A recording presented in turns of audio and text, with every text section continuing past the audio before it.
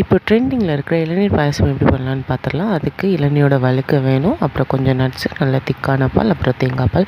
First பாலை நல்லா காய்ச்சிக்கோங்க சுண்ட சுண்ட. அதுக்கப்புறம் இளநீர் வழுக்கையை மட்டும் போட்டு நல்லா அரைச்சி எடுத்துக்கோங்க. அப்புறம் தேங்காய் பாலும் எடுத்து வச்சுக்கோங்க.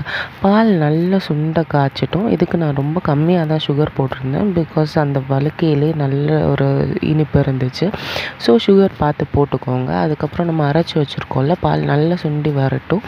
அப்போ நம்ம அரைச்சி வச்சுருக்கிற அந்த இளநீர் வழுக்கையும் அப்புறம் அந்த தேங்காய் பாலையும் ஆட் பண்ணிக்கோங்க. ஆட் பண்ணி இந்த சைடில் வந்து நம்ம நட்ஸை எல்லாத்தையும் குட்டி குட்டியாக கட் பண்ணி போட்டு அதை வறுத்துக்கோங்க.